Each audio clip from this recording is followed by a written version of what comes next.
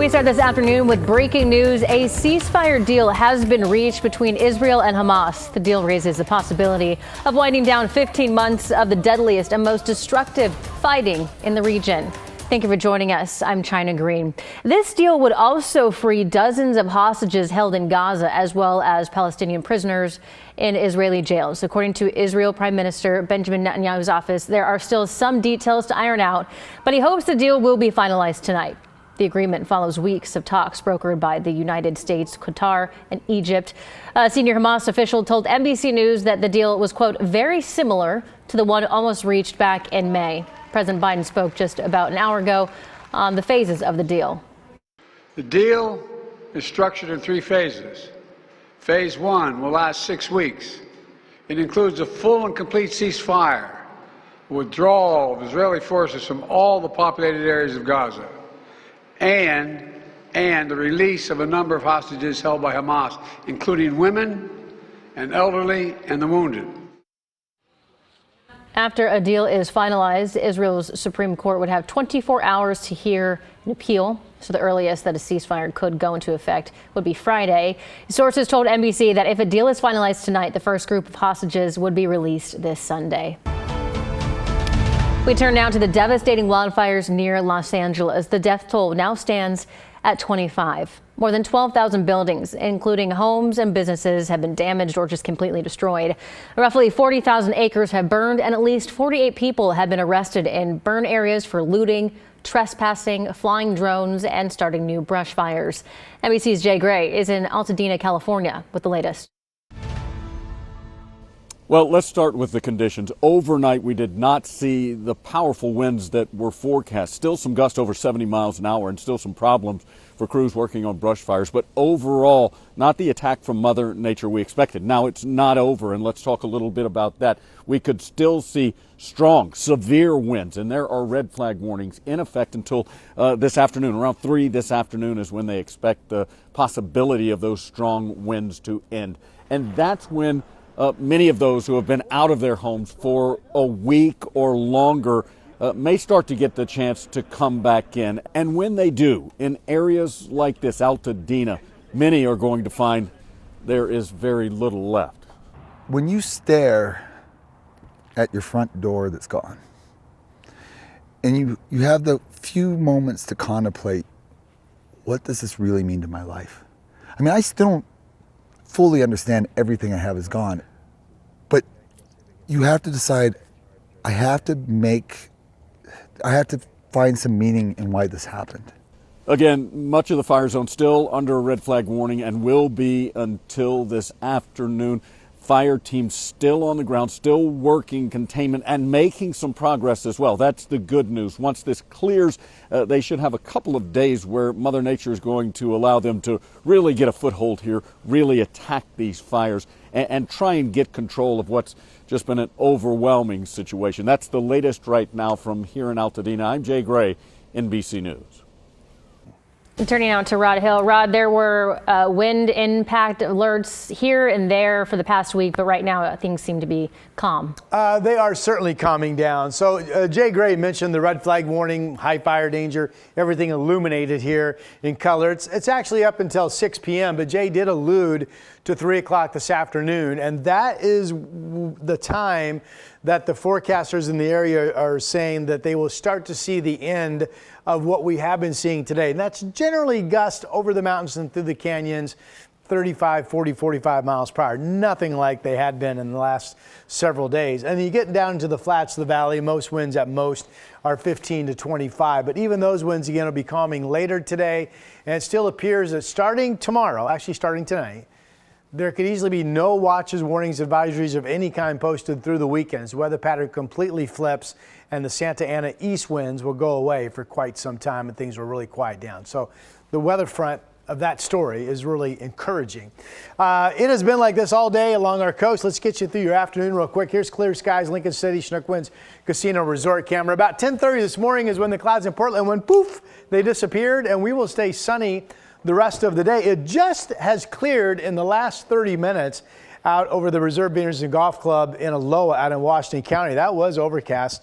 like I said about an hour ago. Still foggy, but expected to clear out near the gorge on the east side of town. That's Camas Meadows Golf Course. So with sunshine coming, Portland 37 will be mid-40s at 4 o'clock this afternoon, and then mainly clear this evening, getting chilly. Tonight's low 38. That's your forecast for today. Thank you, Rod.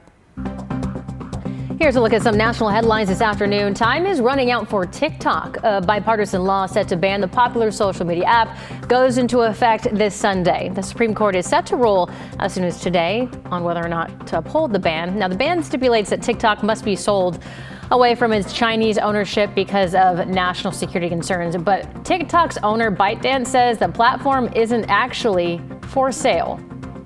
Food and Drug Administration officials are banning the dye called Red No. 3 from the food supply. The ban comes 35 years after it was barred from cosmetics because of potential cancer risks. The agency said it was taking the action as a, quote, matter of law because some studies have found that the dye caused cancer in lab rats. Food manufacturers will have until January 2027 to remove the dye from their products. And taking a live look from the U.S. Capitol, where President-elect Donald Trump's inauguration will take place next week. Law enforcement officials say that they are putting plans in now to make sure everything remains peaceful on Monday. 25,000 police officers and military members will be on hand. The FBI will also be monitoring any potential threats from 2 command posts in the region. And tonight, President Joe Biden plans to deliver his farewell address to the nation. He's expected to reflect on some 50-plus years in public office. Those remarks will come from the Oval Office at 5 p.m. our time. You can watch them live here on KGW or on our streaming app, KGW+. And those are a look at your national headlines. Now at noon, multiple people are without a home after an early morning fire at a duplex in Multnomah Village. This is a map of where it happened in Multnomah Village on southwest Canby. KGW's Ashley Grams was there this morning as firefighters worked to contain the fire. Here in Multnomah Village, Portland firefighters say they'll continue to monitor this duplex for several hours as investigators try to figure out what caused this early morning fire. This is a video a neighbor shared with us showing the intense flames engulfing the wall. This is what firefighters saw when they arrived, and because of that damage, especially to the wall, there were concerns that the building could have collapsed. Portland Fire says this building has 2 main living units, so it's a duplex. Thankfully, residents on one side of this building were actually out of town, and the resident on the other side did get out safely, so no one was injured. While we were out here this morning, we talked with 2 neighbors who say this is a very tight-knit community.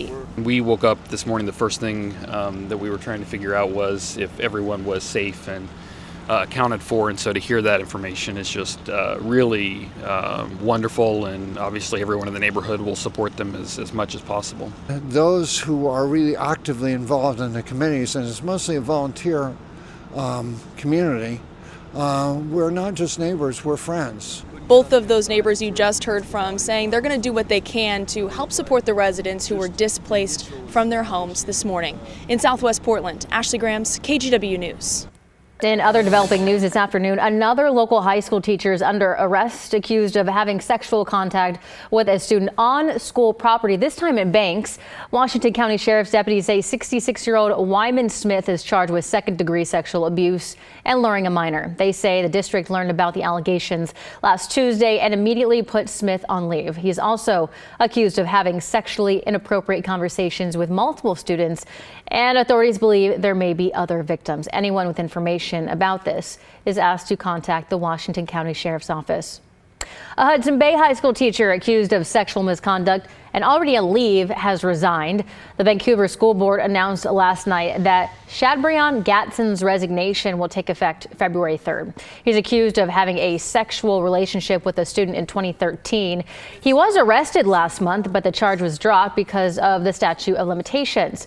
Authorities say more victims have come forward and they are still investigating. School board leaders in St. Helens will meet later today to start the process of hiring a new superintendent. Acting Superintendent Stephen Webb already announced that he is leaving at the end of the month. Webb took over the position temporarily after police arrested 2 teachers at St. Helens High School for sex abuse. The school board says it hopes to have a new district leader in place here in the next 3 weeks. As workers at Providence head into day 6 on the picket lines, the hospital group says that it is now ready to resume negotiations with union employees at all 8 of its hospitals. So that includes Providence, Portland, and Providence St. Vincent. Nearly 5,000 workers are asking for better working conditions and pay. The union says it's also ready to begin and resume bargaining, adding that it plans to release details on its proposals in the coming days. Peace Health Southwest Medical Center in Vancouver says it is experiencing a record number of patients in its emergency department due in part to rising flu and RSV cases. Peace Health is asking people experiencing non-emergency health issues to consider other options like visiting their primary care doctor. And while Peace Health will treat everyone who comes into their emergency department, they want to warn people that with non-emergency needs will likely have to wait longer to receive care. Oregon's Department of Housing and Community Services is awarding millions of dollars that will go towards affordable housing. The $37 million investment will support 3 affordable housing apartments in the state. Portland's M. Carter Commons, Elm Park Apartments in Florence, and the Shelley Cove Apartments in Port Orford.